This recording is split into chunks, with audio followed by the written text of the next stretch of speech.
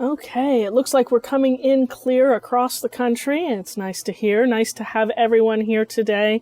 My name is Sarah Rubin, and I will be walking through this presentation with you today. My colleague Amy Reed will be watching the chat and answering your questions there throughout the presentation. Before we get started on today's topic, which is the update to the Second Step Middle School program, I want to share just a little bit about Committee for Children, the makers of Second Step. We are a nonprofit based in Seattle, Washington, with a mission to foster the safety and well-being of children through social-emotional learning. We are leaders in the field with our comprehensive approach, using solid research and connections to experts in the field to bring resources to schools and districts that make a difference in the lives of students, schools, and communities. We are also a strong voice in advocacy, helping to pass policies and legislation supporting SEL, bullying prevention, and child protection at the state and federal levels. Now we are making it easier for Second Step Middle School instructors to teach the skills students need to succeed. Based on user feedback and the latest research in adolescent development and social psychology, we are updating our digital program to be even more responsive to the needs of today's classrooms. Since launching the middle school program in 2017, we have received over 11,000 pieces of feedback on our program. Survey and interview data from teachers, students, and administrators across the U.S. and internationally indicated areas where we could improve the Second Step Middle School program for students and teachers. The updates to the program have been informed by this feedback, as well as recent research on teaching SEL to adolescents. These updates include an all-new unit on bullying and harassment, additional relatable scenarios, more differentiation in content, look, and feel between grade levels, and more interactive activities. New research has provided additional guidance on how to address bullying during these critical ages. This research has shown that early adolescence, particularly 6th and 7th grade, is a key developmental period for establishing pro-social attitudes, beliefs, and behaviors that prevent the likelihood of youth becoming victims or perpetrators of violence later in life. We've chosen to add an entire unit on recognizing bullying and harassment. In the new unit, we discuss topics such as responding to bullying in the digital age, sexual harassment, and how social norms can contribute to bullying and harassment. Based on teacher feedback around increased support for teaching these important topics, the lesson plans are expanded to include slide-by-slide scripting, examples, and teacher tips for each lesson. This makes it easier to teach with minimal prep, anticipate the discussions that may result from the lesson, and tailor the lesson to each group of students. Teachers can print their lesson plan or bring it up on a separate device or screen while they are teaching. We've also incorporated teacher requests for a more structured way for students to work through the lessons while staying engaged. In addition, teachers can review completed student handouts to get a clear idea of student progress and understanding of the SEL concepts in the lesson. All student handouts are both printables and writable, fillable PDFs. If students have laptops in the classrooms, teachers can send the lesson handouts to be completed digitally. The program now has a unique look and feel for each grade, with activities that are developmentally relevant. We have built more interactive functionality into the lessons and discussion-based activities to support greater student engagement and learning. And we have added more Real Voices videos, relatable stories from actual middle school students. The final lesson of each unit is a performance task that has students demonstrate evidence of their learning.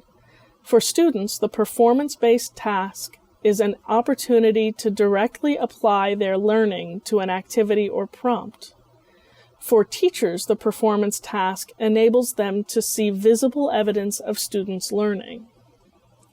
we'll go ahead and take a look at a sample lesson. So I'm going to click into my 7th grade, and you will see if I pull up a lesson, in this case, lesson 4 of Unit 1, Identifying Roadblocks. I'll have the objectives right there for me. I'll have the lesson plan that I can download, and I'll have the student handout that I can download. So I can just click right there and see that, or click right over here and see the student handout. Now, it doesn't appear fillable here, but when you have them, they will be fillable online. And you can see from the lesson plan that the pictures from the slides that would be on the screen are right there, and then it walks you right through each layer. There are also in bold the teacher's script and in italics, and not on this page, but there would be anticipated student responses for any questions that are asked. And then I can click straight into Start the Lesson and Identifying Roadblocks. This is what the students would see when you have pushed it out to their screen, to the show it in the classroom, or if you are doing this remotely, to show it on their screens at home. This lesson will help you learn how to identify potential roadblocks you could face as you pursue a goal. And you just click right to the next slide. You would ask the students to think of a time you had trouble achieving a goal. What superpower could have helped you? You won't be able to hear the video today, I don't think, but I'm just going to run a little quick piece of it for you, just so you would see the imagery of it. I'm a new student at the second step. So we have a student who is coming in, and she's going to talk about her roadblocks in this particular case. And then we're going to see some opportunities to learn more after we've gone through that video, to go back and question what is a roadblock. And the video is going to talk about internal and external roadblocks. And a roadblock is something that prevents you from achieving a goal. What is an internal roadblock? You can click right on that slide and it will tell you, it'll give you a definition. An internal roadblock is something within your control that gets in the way of achieving a goal. Click on the external roadblock and we get the definition there, and we can just click right back on those again so that we can then ask the students, what do they remember? And then there's an opportunity for an interactive there, so you would ask the students to help you fill out this chart. Which of these roadblocks are internal and which are external? So if I move self-doubt, I can put it in either one here. I can say, oh, that's internal. No, wait a minute, that's external. No powers allowed at home. Would that be internal? I'm just sort of randomly pulling these across now, so you can see that if we check that, I've gotten them all wrong. We can reset it, and we can go right back through it again. Self-doubt, oh, I think that's internal. No powers allowed at home. That's somebody else imposing a roadblock on me. Other students say she's not good enough. That could be something that she takes internally, but it's really coming from outside of her. And she forgot her training uniform. That's something that she was responsible for, her own roadblock. We would walk through this, and then we would wrap it up. There would be questions that you would continue to ask. Would it help you overcome an internal roadblock or an external roadblock if you had that superpower that you had thought about way back here at the very beginning? And then the final slide is always the end. Good work, you've finished the lesson. If I go back to look at a different grade level, it's going to look very different in a different grade level. So I can go in and I can look at the materials there again. Think about what else is happening. I can look at all of these. I can click in again and start, and I'll see a different feel. There we go. So a different feel then to the earlier grade. There's a how to grow your brain. Again, there's some beginning reflection and a video to get started. I'm going to move back into our slides. What's staying in the same in our program now? So we still have nearly 200 advisory or extension activities, including class meetings, check-ins, and service learning projects. Alignment charts can still be found on the secondstep.org website. And while the look will be a bit different, reports for tracking program progress will still be included within the program. So you'll be able to see, have you done the lessons? And the administrators will be able to see in the school-wide license whether the lesson has been completed and how much is going forward. And the lessons will still approximately take 25 minutes to teach with minimal prep time. You see that we've done a lot of that work with the scripting for you. Here's a summary of next steps. Take a look at your role. See how you can play a part to help make the program a success in your school.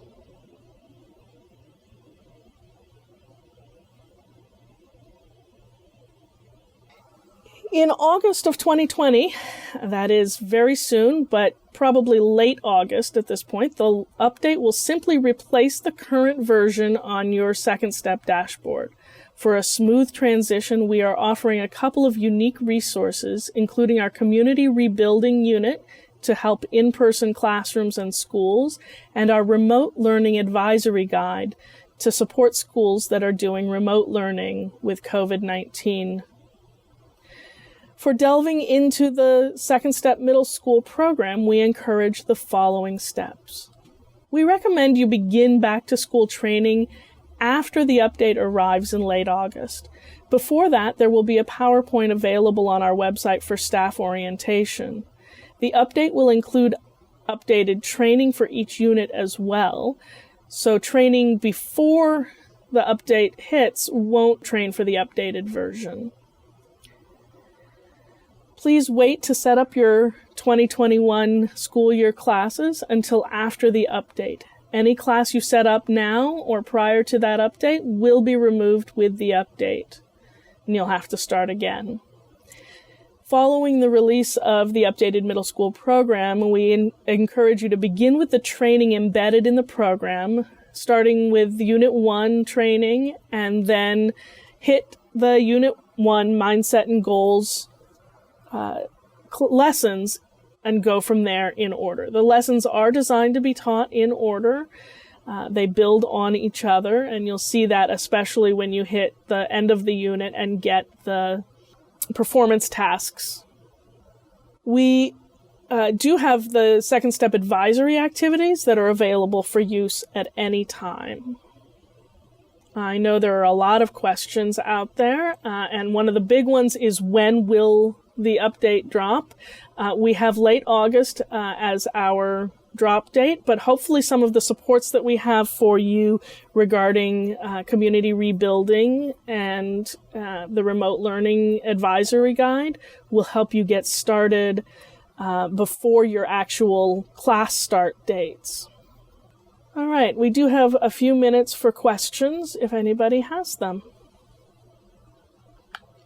Hi, Sarah. Hi, Amy. The Community Rebuilding Guide, I am seeing these now via the QA versus the chat. Okay. So we don't have a picture of that right now to show you, but that should be coming out earlier in August. The Community Rebuilding Guide and the remote advisory material should be available earlier in August. Yeah, I see a lot of schools starting in mid-August, and I know that that's a big question in terms of starting the lessons. That's why we hope that you will be able to use those other resources. And yes, you will get information as soon as that. First of all, the update will appear, so if you go on to secondstep.org, you will see it. But yes, we will be sending out an email to all Second Step license users when that update drops for you. And yes, the rebuilding guide will be available before that. Question about linking the lessons to social justice standards. We will take that into consideration. Thank you for that question. The K-5, somebody asked about if you have K-5 in your schools. There's not an update specific to K-5, but the lesson arrangement on the website will look different. So if you are, we're trying to make things more accessible so you don't have to dig down to find the Brain Builders videos or other things. So it'll be much more unified. When you look at a single lesson, you'll see everything you need for that lesson in one place. But the content will be the same still for the K-5. Somebody asked about the access to the second unit on bullying prevention before. We won't have that until the full update drops. The advisory lessons, somebody asked about whether those are to be taught in order. Those are not designed to be taught in order. They are actually thematically organized. So if there's a topic that comes up that you need more reinforcements on, or if you're looking in your school to teach about a specific theme, you can access those regarding their theme, and you can teach those at any time in any order.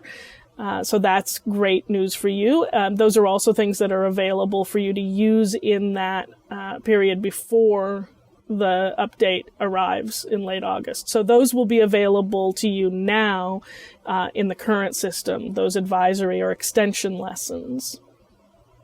So the question about Google Classroom and fillable PDFs, they are supposed to be still fillable. I know there have been some issues for people with that, so we are intending to make those still fillable for Google Classroom use, the student handouts. And the 2008 binders, somebody asked about the 2008 binders. 2008 binders are very different from the 2017 release of the program, and they won't look anything like the update either. I would recommend looking into the updated version now if you're asking about that. Getting started ahead of time, at least you could get a sense of the advisory lessons. But you can really start with the materials that will be available on our COVID-19 resources page, which are those, that's where we will put the community rebuilding modules, and and those are, by the way, going to be available for K to 8. They're not, they are specific by grade, but they will be available for that whole grade span. So yeah, you could get a sense of the middle school now, or you could wait until that drop if you have the 2008 physical program. And yes, somebody asked specifically about the 8th grade curriculum. I did not show an 8th grade lesson. I'm happy to pop in and go look at an 8th grade lesson. Hang on just a second.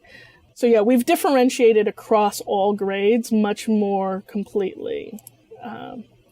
So here in the first unit, instead of the growing brain, or instead of figuring out the superpowers and roadblocks, really looking at the identity. Who am I? And they will work towards filling out their own identity chart. The one that they have is blank, but it has the gender, interests, roles and relationships. In the clouds, it has the names. But you can look at the grid then without the identity map without that. And then this is a sample of our real voices. You'll see that it's a lot of... I am many things. I am human. I don't think you can hear the volume on this, but you'll see that it's a lot of... I am an Asian. I am a black woman. I am... voices. I'm Latina. I am an African American male. I'm an immigrant. And then they'll do their own identity map. It's on their handout, but you can actually go back. Instead of having to go back to the beginning slide, you can go back to the map here that we had on that second slide. And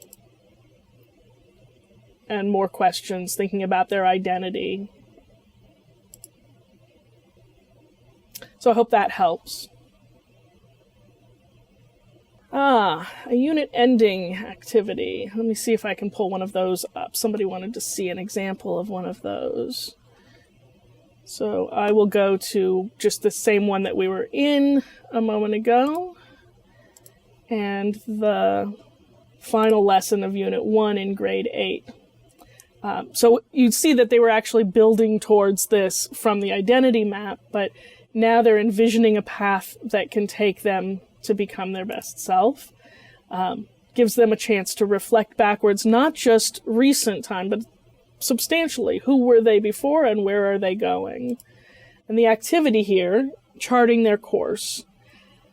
So fill in a path to your future self that includes how you used, so this is going back to that question 5 years ago, and how you used your strength and skills to develop an interest, 1 or 2 obstacles you faced along the way, what you did when you faced those obstacles, and how you got support to get better at your interest. And it's going to go into an example here with a path. Again, this is something that they would have been working towards in the previous lessons. Something about a future interest and the future self, something that they would have an interest in and how they would get to a future self with that, building along the road. I hope that's helpful. I think that's all the questions I see in here. If there were any other questions, what media system? This is through... So this is not through laptop. This is not something that your students would watch directly. You don't push this out to their system.